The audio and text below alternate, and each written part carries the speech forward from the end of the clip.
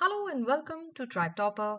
I'm Sonal Gupta, and this channel is about increasing your understanding of physics. To clear your concepts, subscribe to our channel and click the bell icon for latest updated videos.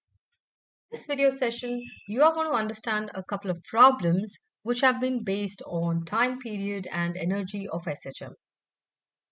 So, our first problem says calculate the length of a pendulum that has a period equal to 1 second. So just to remind you from our previous videos, you have already learned what is the expression for the time period of a simple pendulum, and that is equal to given as t is 2 pi root L over G. So if I have to find L, I will just rearrange the terms. So squaring both sides, we get t square is equal to 4 pi square times L upon G, which gives me L is equal to t square g upon 4 pi square. Now g and pi are the standard values, we know them, and t is given here 1 second. Therefore, plugging in the value for each one of them, we have 1.00 square times 9.81, because everything is up to 3 significant figures, so we'll maintain that, and upon the 4 pi square, and solving this you get 0.248 meters. Now, I know sometimes you prefer to round it off to 0.25 meters, but you have to look for the number of significant figures in the question. And since this question has 3 significant figures, so keep your final answer also in 3 significant figures. Right, so next move to our next problem. So our second question says that calculate the percentage increase in the period of a pendulum when the length is increased by 4% and determine the new period. Now we know, see here you are using actually your formula for percentage change and the error, percentage error formula. So starting from the main formula for time period, which is 2 pi root L by G, means L upon G raised to the power half. So how do you calculate delta T by T? 2 pi won't come, G won't come in the answer. You just have to figure out half of delta L by L. So delta T by T gives you half of delta L by L, that is given to us to be 4%. So there is a 4% increase in that. So this gives me an answer of 2%. So what is the percentage increase in the time period? So delta T is equal to 2% means 2 upon 100 times T, because this T will go up and multiply with this.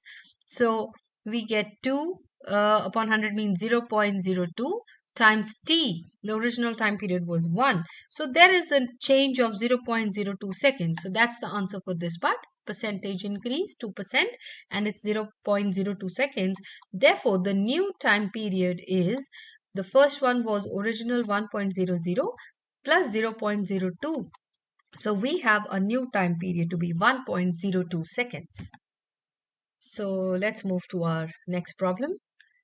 So here we have picked up a graphical question. So the graph in the figure shows the variation with displacement x of the kinetic energy of a particle of mass 0.40 kg performing SHM.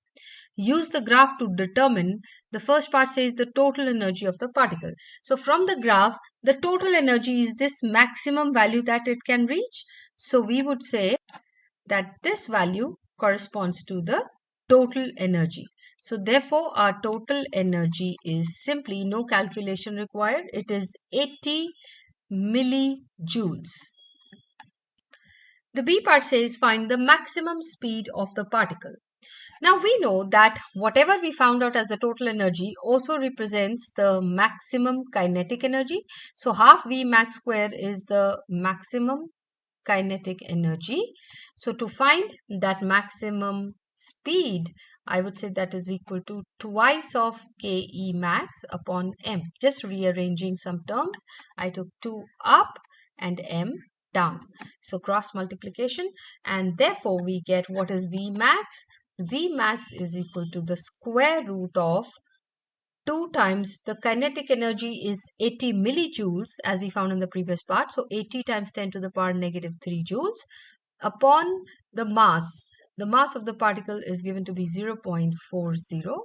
So solving this we get the maximum speed to be 0.63 meters per second. So our concept was simply equating the maximum kinetic energy expression with the value that we got. The C part says find the amplitude of the motion. So let's look at the graph.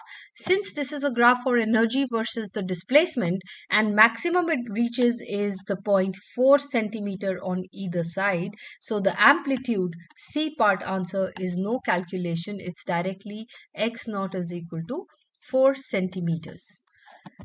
In the next part, they ask you the potential energy when the displacement is 2 centimeter. So let's check what's the kinetic energy corresponding to the displacement at 2 centimeter.